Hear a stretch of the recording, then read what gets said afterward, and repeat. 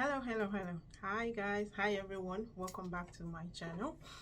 So this is a video that I want to start. So it's going to be like a series of videos that I will push out there for clear my throat. So it's gonna be, I've actually been in class all day, so I'm sort of like my voice but I should be fine.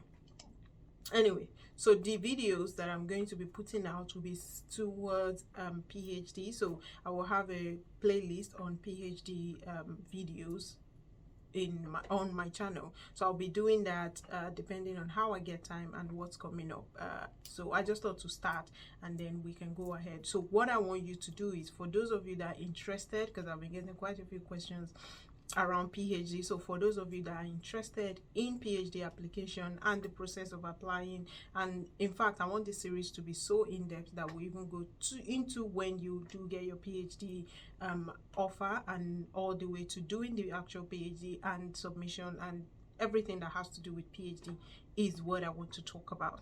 But this video is going to be an overview of what I would talk about. So I'm going to talk about each topic. Obviously I would probably add more topic or take off or combine topics, or just work around it depending on how the whole process go as we go along. So for today, it's going to be an overview of the series that I intend to start. So for all of you that have been asking me questions around PhD, that you're interested in knowing information or getting information about PhD, this is your video. So we're going to start with everything that has to do with from pre-plan to planning to the actual application to getting into the program, and then tips for actually running or completing your PhD successfully and within the time frame, because that's one of the issues that students have, having to complete needing more time to complete their PhD, and then preparing for Viva, just everything that has to do with PhD.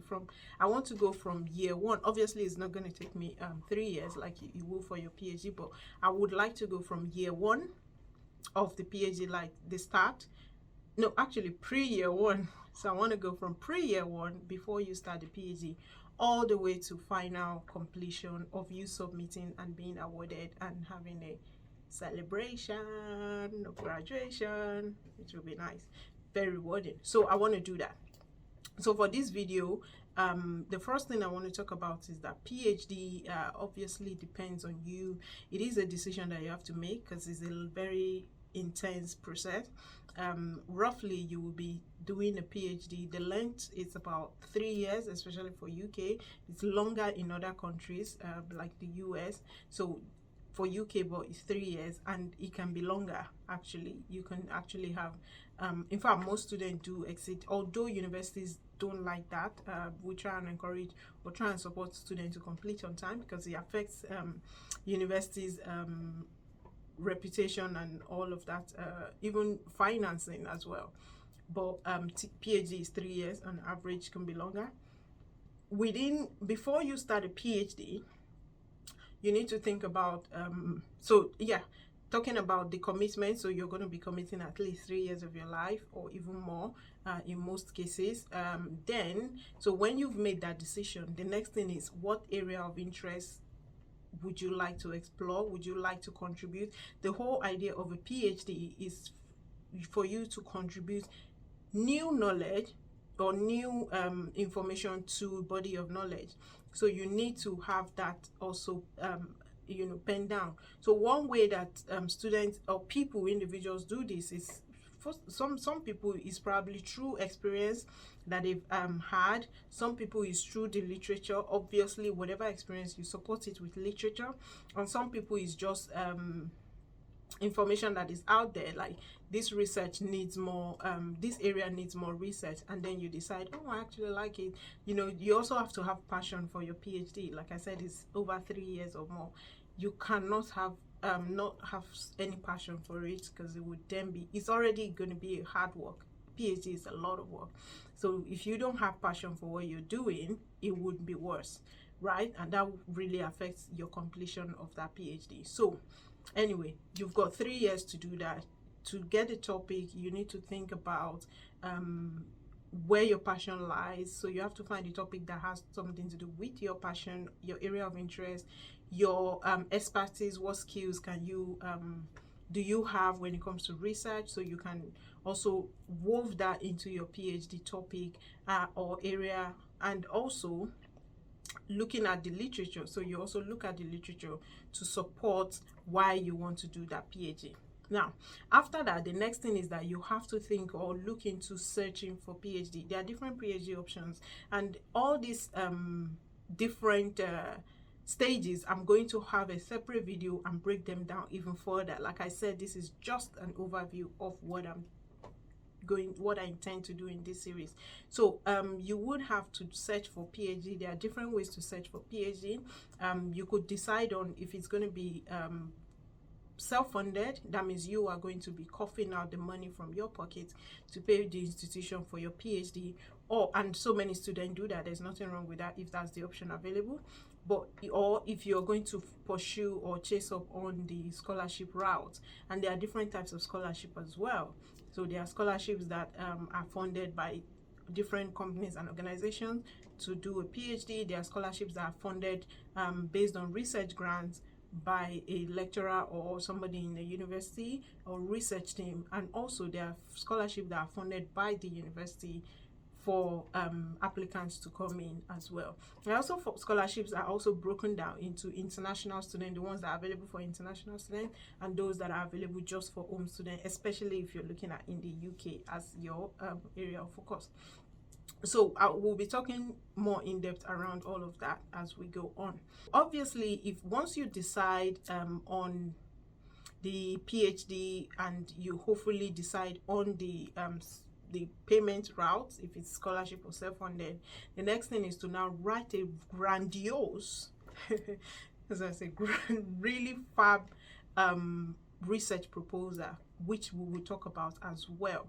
What is your research proposal? What's your topic going to your research is going to address? How would you present that to a panel for you to be able to get a PhD at the a PhD place at the end? So you write a nice research proposal. There are so many elements that are involved in that we can talk about in a separate video. Then the next thing is to hopefully submit and get before you submit, ideally I would encourage you to look, and I'm sure so many of you that are already looking into PhD know this, you will look for supervisor or potential professor or lecturers that can support you as a supervisory team. Is really key, because that really helps your PhD application. So many students will write a fantastic proposal, you submit it, and the university comes back and say, unfortunately we don't have anyone with this area of interest or expertise to supervise you in this project, and that's it. So it will be nice for you to, before going too far, find someone or people that can supervise that project as well. Then after that you submit. So they would also give you guidelines sometimes on your proposal on how to make it even better. Then you submit the application, and hopefully you get invite for an interview. So when you get invite for an interview, the interview panel will just need to establish that you know what you've written in the proposal, and you know what it's going to take for you to complete it. Like I said, completion rate is very, very key for universities. So they want to know that so those are the questions that they will try and ask you. First of all, why are you doing the PhD? Why are you doing this area of research, and what are you going to contribute? Do you have the skills to do that? Will you be able to complete it on time, and all the other information that they need? So they try and get that during your interview. And after that interview, hopefully you get awarded a place to come in for a PhD. And obviously after that, you would then be handed over to your supervisory team that possibly you have selected, or sometimes the university will select for you, and then you start working on your program. You do have different milestones in between, where you would have some presentation, some you have to defend your work at each stage. There are some universities you do every maybe 3 times a year.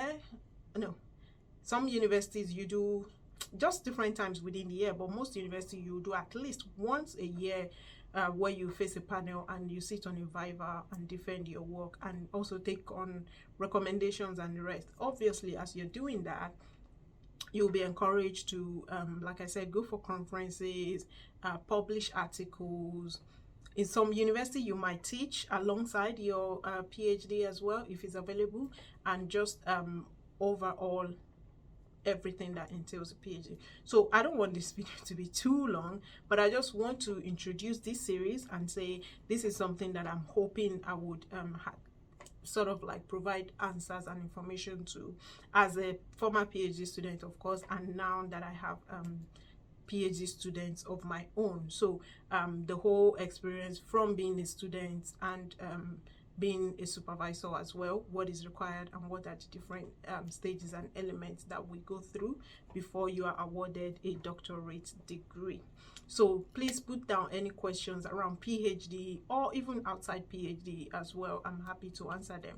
But this very series that I want to sort of like embark on will be just purely on PhD for those that are interested in PhD in the UK or anywhere else actually.